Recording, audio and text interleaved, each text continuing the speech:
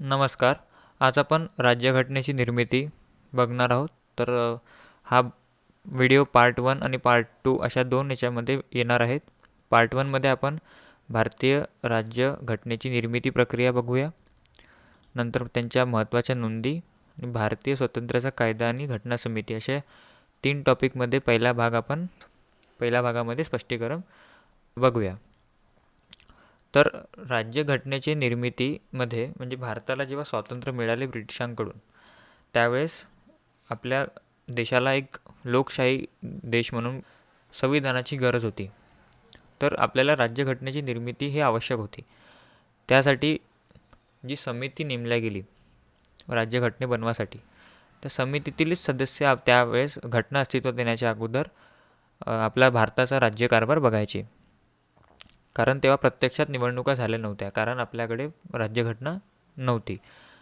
तर आपण पहिला बघूया भारतीय राज्यघटनेची निर्मिती प्रक्रिया. तर भारतीय राज्यघटनेच्या निर्मितीची प्रक्रिया कशी होती की भारतीय राज्यघटनेची निर्मिती ही घटना समितीद्वारे करण्यात आली होती. तर घटना समितीलाच आपण संविधान समिती, संविधान सभा, संविधान परिषद आणि घटना परिषद म्हणून संबोधले जाते. तर कन्फ्यूज नाही व्हावं लागत की संविधान समिती, संविधान सभा आणि संविधान परिषद यालाच घटना समिती असे म्हणतात. तर भारतीय राज्यघटनेची प्रक्रियेमध्ये घटना समितीलाच महत्त्व आहे. तर घटना समितीमध्ये जे सदस्य होते त्यांनी राज्यघटनेची निर्मिती केली. तर महत्त्वाच्या नोंदी अशा आहे की भारतीय आशा आकांक्षाचे प्रतिबिंब असलेले घटना निर्माण करण्यासाठी घटना समितीची मागणी हे सन 1935 नंतर काँग्रेस पक्षाने अधिकृत धोरण बनले. त्यातूनच कॅबिनेट मिशनची निर्मिती झाली. कॅबिनेट मिशनने आपल्या योजनेत भारतीय घटना समितीबद्दल काही मुद्दे मांडले. तर भारताला इंग्रजी राजवटीपासून स्वातंत्र्य हवेच, पण त्याचबरोबर एक स्वतंत्र राज्यघटना हवी होती. अशा प्रकारचा मतप्रवाह 20व्या शतकाच्या सुरुवातीपासून सुरू झाला होता. तर 20वा शतक म्हणजे तो 19वे शतक. त्यावेळेस 1935मध्येच काँग्रेस पक्षाने घटना निर्मितीची मागणी म्हणजेच त्याचे अधिकृत धोरण बनले होते. त्यानंतरच कॅबिनेट मिशनची स्थापना झाली. तर कॅबिनेट मिशनने आपल्या योजनेत ज्या घटना समितीबद्दल काही मुद्दे मांडले होते. तर दुसऱ्या घटना समितीची एकूण सदस्य संख्या 389 असणार होती. या 389 सदस्यांपैकी 296 सदस्य ब्रिटिश व्याप्त भारताचे प्रतिनिधित्व करणार होते, तर 93 सदस्य संस्थानांचे प्रतिनिधित्व करणार होते. जसे उपरोक्त जे 296 सदस्यापैकी ते 292 सदस्य मद्रास, मुंबई, उत्तर प्रदेश, बिहार, मध्य प्रांत, ओरिसा, पंजाब, वायव्य सरहद प्रदेश, सिंध, बंगाल आणि आसामच्या गव्हर्नरच्या अधिपत्याखाली 11 प्रांतातून येणार होते आणि 4 प्रतिनिधी दिल्ली, कुर्ग, अजमेर, मेवाड आणि ब्रिटिश व्याप्त बलुचिस्तान या मुख्य आयुक्तांच्या अखत्यारीतील प्रदेशांचे प्रतिनिधित्व करणार होते. तर हे सदस्यांमधील किती सदस्य कोणत्या प्रांतांचे प्रतिनिधित्व करणार होते आणि कोणी संस्थानिकांचे करणार होते ह्या महत्त्वाच्या याच्यामध्ये नोंदी आहेत. तर जुलै आणि ऑगस्ट 1946मध्ये ब्रिटिश भारतातील प्रांतांनी घटना समितीवर निवडून द्यावयाच्या 296 जागांसाठी निवडणुका पार पडल्या. त्यात काँग्रेसला 208 जागा आणि मुस्लिम लीगला 73 जागा मिळाल्या. तर विशेषतः असं आहे की घटना समितीमध्ये जे सदस्यांचे निर्वाचित प्रांतीय विधानमंडळाच्या निर्वाचित सदस्यांद्वारे करण्यात आले होते. साधारणपणे 10 लाख नागरिकांसाठी एक प्रतिनिधी याप्रमाणे प्रत्येक प्रांतांमधून सभासदांची निवड करण्यात आली होती. तर शीख, मुसलमान आणि सर्वसाधारण म्हणजे विशेषतः हिंदू समूहांना त्यांच्या लोकसंख्येच्या प्रमाणात प्रतिनिधित्व देण्यात आले होते. तर त्या निवडणुका कधी झाल्या होत्या मग जुलै-ऑगस्ट 1946मध्ये. ब्रिटिश भारतातील प्रांतांनी घटना समितीवर निवडून द्यावयाच्या 296 ज्या जागा होत्या त्या जागांसाठी निवडणुका पार पडल्याने त्या निवडणुकीमध्ये काँग्रेसला 208 जागा आणि मुस्लिम लीगला 73 जागा मिळाल्या होत्या. तर सुरुवातीस तर घटना समितीमध्ये प्रत्येक प्रांत व स्थानिक संस्थानांना देखील लोकसंख्येच्या प्रमाणात जागा देण्यात आल्या होत्या. तर जागेचे वाटप कसे होते तर त्यातील प्रत्येक प्रांत आणि संस्थानिकाची ते लोकसंख्या प्रमाणावर जागा देण्यात येणार होत्या. तर घटना समितीची पहिली जी बैठक होती ती 9 डिसेंबर 1946 रोजी दिल्ली येथे सुरू झाली.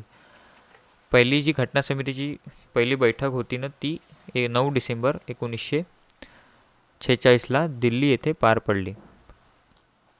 तर या बैठकीत पहिल्या दिवशी फक्त 206 सदस्य उपस्थित होते. सदस्य जागा किती होती? 296. आणि त्या पहिल्या बैठकीत आणि काँग्रेसला मिळाल्या 208 जागा आणि 73 जागा मुस्लिम लीगला मिळाल्या होत्या. तर त्यातून टोटल टोटल सदस्यांपैकी फक्त 207 सदस्य उपस्थित होते. आणि त्यात पण मुस्लिम लीगने त्या बैठकीवर का टाकला होता? बहिष्कार टाकला होता. त्यामध्ये मुस्लिम लीगने बहिष्कार टाकला होता. या बैठकीत घटना समितीचे हंगामी अध्यक्ष म्हणून डॉक्टर सच्चिदानंद सिन्हा यांची निवड करण्यात आली होती. तसेच लोकसभेमध्ये कसा आपला लोकसभा अध्यक्ष असतो, तर या बैठकीमध्ये घटना समितीचे हंगामी अध्यक्ष म्हणजे कार्यकारी अध्यक्ष म्हणून डॉक्टर सच्चिदानंद सिन्हा. ते हे नाव लक्षात ठेवायचे की पहिल्या बैठकीमध्ये डॉक्टर सच्चिदानंद सिन्हा यांची निवड करण्यात आली होती अध्यक्षस्थानी. आणि घटना समितीची पहिली बैठक हे 9 डिसेंबर 1946 रोजी दिल्ली येथे झाली होती. तर 6वा पॉईंट आहे की 11 डिसेंबर 1946 रोजी घटना समितीचे स्थायी सदस्य म्हणून डॉक्टर राजेंद्र प्रसाद यांची निवड करण्यात आली होती. तर हंगामी अध्यक्ष कोण होते? डॉक्टर सच्चिदानंद सिन्हा. आणि मग स्थायी सदस्य कोण होते? राजेंद्र प्रसाद. डॉक्टर राजेंद्र प्रसाद यांची स्थायी सदस्य म्हणून निवड करण्यात आली होती. कुठे? तर घटना समितीची. त्याचवेळी H.C. मुखर्जी यांची घटना समितीच्या उपाध्यक्षपदी तर B.N. राव यांनी घटना समितीच्या सल्लागारपदी निवड करण्यात आली होती. उपाध्यक्षपदी H.C. मुखर्जी यांची नियुक्ती करण्यात आली होती आणि सल्लागारच्या पदावर B.N. राव यांची घटना समितीच्या सल्लागारपदी निवड करण्यात आली होती. सन 1946मध्ये कॅबिनेट मिशन योजना जी आली होती किंवा त्याला त्रिमंत्री योजनामध्ये म्हणतात, त्या तरतुदीनुसार नोव्हेंबर 1946मध्ये घटना समितीची स्थापना करण्यात आली होती. आणि सांगितल्याप्रमाणे घटना समितीची एकूण सदस्य संख्या 389 होती. परंतु 3 जून 1947 रोजी पाकिस्तानासाठी स्वतंत्र घटना समिती स्थापन करण्यात आली होती. त्यामुळे पाकिस्तानचे नागरिकत्व स्वीकारणाऱ्या काही सदस्यांचे घटना समितीतील सदस्यत्व संपुष्टात आले. कारण त्यावेळेस पाकिस्तान मुस्लिम बहुल राष्ट्राची मागणी मुस्लिम लीगने केली होती आणि त्या देशासाठी जे स्वतंत्र घटना समिती तयार करायची असेल तर त्यासाठी त्यांची नवीन घटना समिती निर्माण करण्यासाठी त्यांचे जे नागरिकत्व स्वीकारेल पाकिस्तानची. आणि 389मध्ये काही तिकडले पण म्हणजे पाकिस्तान बहुल म्हणजे त्यावेळेस पाकिस्तान अस्तित्वात नव्हतं, 47 अगोदरची गोष्ट. तेव्हा तिथल्या लोकांनी तिची नागरिकत्व स्वीकार केल्यामुळे त्या 389 जागेमधील काही लोकांची सदस्यत्व संपुष्टात आले. त्यामुळे घटना समितीतील सदस्यांची संख्या भारताच्या घटना समितीतील सदस्यांची संख्या किती राहिली? 299 इतकी उरली होती. आणि त्यानंतर 229 प्रांताचे व 70 संस्थानिकांचे प्रतिनिधी होते फक्त. तर 13 डिसेंबर रोजी 1946 रोजी पंडित जवाहरलाल नेहरू यांनी उद्देश प्रस्ताव म्हणजेच ऑब्जेक्टिव्ह रिझोल्युशन हा सादर केला होता. आणि त्याबरोबर घटना निर्मितीची प्रक्रिया सुरू झाली. तर 22 जानेवारी 1947 रोजी घटना समितीचा उद्देश प्रस्ताव संमत झाला. तो ऑब्जेक्टिव्ह रिझोल्युशन 13 डिसेंबरला पंडित जवाहरलाल नेहरू यांनी सादर केला आणि तो संमत कधी झाला तर 22 जानेवारी 1947ला. तर घटना समिती जेव्हा पहिली बैठक 9 डिसेंबर 1946 रोजी दिल्ली येथे सुरू झाली, तर या बैठकीमध्ये पहिल्या दिवशी फक्त 207 सदस्य उपस्थित होते सांगितल्याप्रमाणे. आणि मुस्लिम लीगने या बैठकीवर बहिष्कार टाकला होता. या बैठकीमध्ये डॉक्टर सच्चिदानंद सिन्हा यांची निवड करण्यात आली होती. कशाची? तर हंगामी अध्यक्ष म्हणून. नंतर स्थायी सदस्यत्व कोणाला मिळाले? डॉक्टर राजेंद्र प्रसाद यांना स्थायी सदस्यत्व मिळाले. हे झालं महत्त्वाच्या नोंदी. नंतर बघूया भारतीय स्वातंत्र्याचा कायदा आणि घटना समिती. तर ब्रिटिश सरकारने भारताला जून 1948 पूर्वी स्वातंत्र्य देण्याचे घोषित केले. त्यानुसार सत्तांतर घडवून आणण्यासाठी लॉर्ड माउंटबॅटन यांची भारताचे व्हाईसरॉय म्हणून नियुक्ती करण्यात आली होती. सत्तांतरासाठी माउंटबॅटन यांनी योजना सादर केली. तर आणि 3 जून 1927 रोजी घोषित करण्यात आलेल्या माउंटबॅटन योजनेला काँग्रेस व मुस्लिम लीग यांची मान्यता मिळाल्यानंतर ब्रिटिश संसदेने 18 जुलै 1947 रोजी भारताच्या स्वातंत्र्याचा कायदा संमत केला. भारताच्या स्वातंत्र्याच्या कायद्यातील घटना समितीशी संबंधित असणाऱ्या पुढील तरतुदी करण्यात आल्या. तर या कायद्यामध्ये पुढील तरतुदी करण्यात आल्या होत्या. जून 48मध्ये लॉर्ड माउंटबॅटन यांची भारतामध्ये व्हाईसरॉय म्हणून नियुक्ती करण्यात आली आणि त्यांनी एक योजना सादर केली. त्या योजनेमध्ये काही तरतुदी होत्या आणि त्या तरतुदीला काँग्रेस व मुस्लिम लीग यांची मान्यता मिळाली आणि ते 18 जुलै 1927 रोजी भारताच्या स्वातंत्र्याचा कायदा त्यांनी संमत केला. तर त्या पुढील तरतुदी आपण बघूया. तर 15 ऑगस्ट 1947 पासून भारत व पाकिस्तान 15 ऑगस्ट 1947 पासून भारत व पाकिस्तान ही 2 स्वतंत्र राज्ये स्टेट्स अस्तित्वात येतील. घटना निर्माण होईपर्यंत त्या घटनांची अंमलबजावणी होईपर्यंत दोन्ही राज्यांच्या घटना समित्या त्या त्या राज्यांच्या केंद्रीय कायदेमंडळाचे कार्य करतील. आता सुरुवातीला सांगितलं की जोपर्यंत घटना निर्माण होत नाही तोपर्यंत त्यांच्याच घटना समितीतील सदस्य त्यांचा कारभार पाहिल राज्याचा त्या.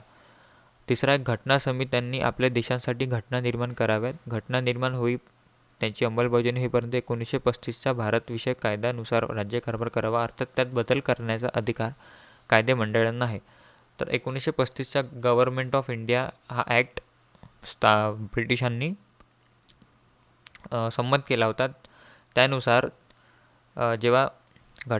जेव्हा ब्रिटिश सरकार या 2 राज्यांना स्वतंत्र स्टेट्समध्ये अस्तित्वात येतील म्हणून त्यांनी हा तरतुदी त्यात दिल्या. जोपर्यंत त्यांची घटना या स्वतंत्र राज्याची घटना निर्माण होत नाही तोपर्यंत 1935चा जो भारतविषयक कायदा होता त्यानुसार त्यांनी राज्यकारभार करावा अशी त्यात तरतूद होती आणि त्यात बदल करण्याचा अधिकार कायदेमंडळाला होताच. तर दोन्ही राज्यातील 15 ऑगस्ट 1947 पर्यंत संमत झालेले कायदे तेथील कायदेमंडळाने रद्द करेपर्यंत अस्तित्वात राहतील. जोपर्यंत ते कायदेमंडळ रद्द करत नाही तोपर्यंत ते कायदे त्या देशामध्ये अस्तित्वात राहतील. तर हे होते त्या पुढील तरतुदी. तर या तरतुदीनंतर काही महत्त्वाचे बदल घडून आले. तर ते बदल असे आहेत की घटना समितीला संपूर्ण सार्वभौमत्व प्राप्त झाले, त्यामुळे तिला मर्जीनुसार घटना निर्मितीचा अधिकार मिळाला. जोपर्यंत घटना निर्माण होत नाही त्या राज्याची तोपर्यंत त्या देशाचा कारभार त्यांची घटना समितीच पार पाडणार होती आणि त्यामध्ये त्यांना आपल्या मर्जीनुसार अधिकार होता. घटना समितीला सार्वभौम कायदेमंडळाचा दर्जा प्राप्त झाला, त्यामुळे समितीला ब्रिटिश संसदेद्वारे करण्यात आलेल्या भारतासंबंधीच्या कोणत्याही कायद्यात बदल व सुधारणा करण्याचे किंवा ते कायदे रद्द करण्याचा अधिकार प्राप्त झाला होता. आणि परिणाम असा झाला की घटना समितीला स्वतंत्र भारतासाठी घटना निर्मितीचे कार्य करताना स्वतंत्र भारताचे सार्वभौम कायदेमंडळ म्हणून कामकाज पाहण्याची दुहेरी भूमिका सरकारला करावी लागली. म्हणजेच की घटना पण निर्माण करायची होती आणि सोबत राज्यकारभार पण करायचा, अशी दुहेरी भूमिका त्यांना साकारावा लागली. 14 ऑगस्ट 1947 पासून घटना समितीची देशाची संसद म्हणून कामकाज पाहण्यास सुरुवात केली. त्या 14 ऑगस्ट म्हणजे 12ची ठोके पडल्याच दोन्ही देश स्वतंत्र होणार होते. 14 ऑगस्ट म्हणजे पाकिस्तान स्वातंत्र्य दिन, 15 ऑगस्ट आपण भारतीय स्वातंत्र्य दिन म्हणून आपण त्याला मान्यता दिली. आणि तेव्हापासून जोपर्यंत घटना निर्मित होत नाही तोपर्यंत त्यांची घटना समितीच तेथील कायदेमंडळ, जे घटना समिती कायदेमंडळ तेच त्या राज्याचा कार्यभार बघेल. तोपर्यंत त्यांना जे अधिकार मिळाले ते 1935च्या भारतविषयक कायद्यानुसार त्यांना राज्यकारभार करता येतील अशी त्यांची तरतूद होती. त्यानंतर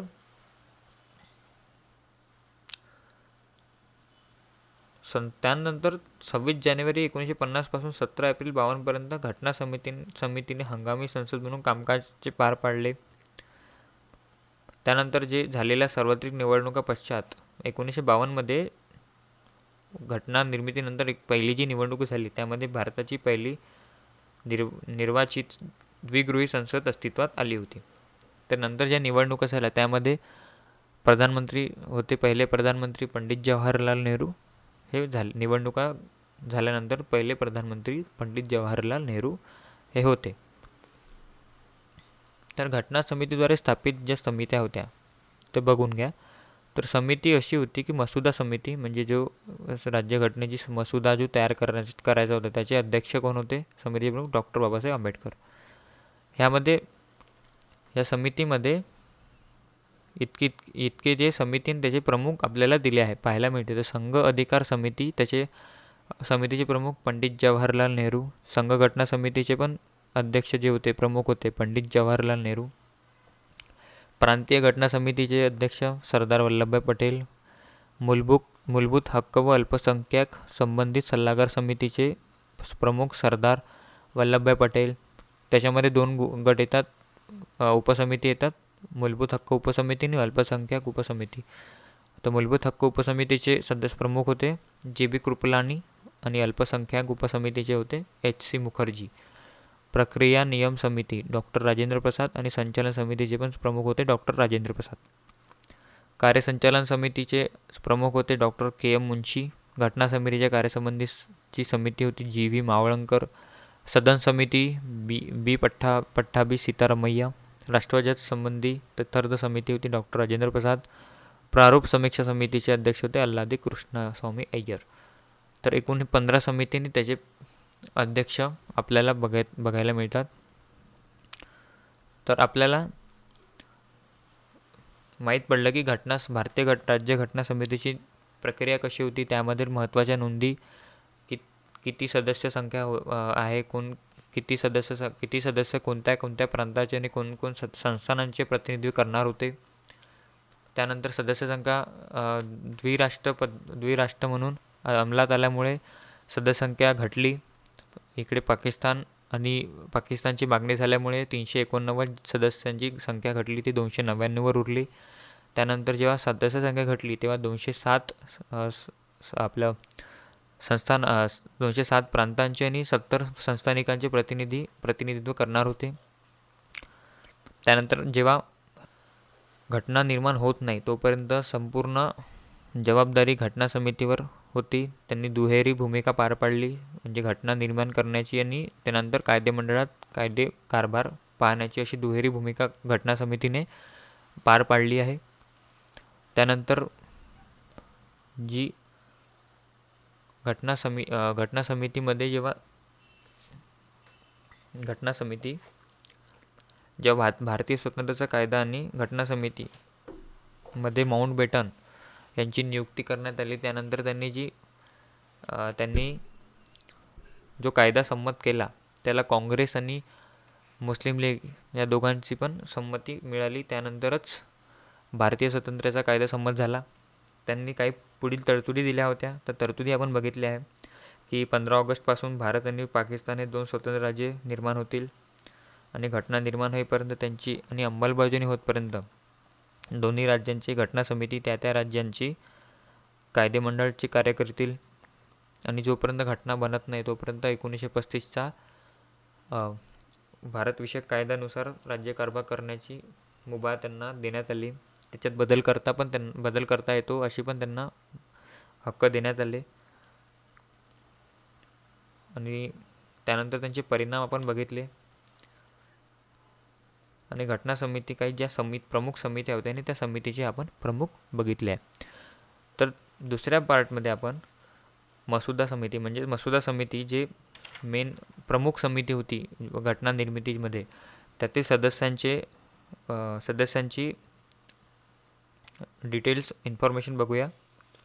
त्यानंतर त्यामध्ये घटना जेव्हा प्रत्यक्षात आली ती कधी प्रत्यक्षात आली, स्वीकृत कधी झाली ते बघूया. आणि घटनेचे आधार कोणते होते, भारतीय संविधानामध्ये घटनेचे जे आधार होते ते आपण बघूया.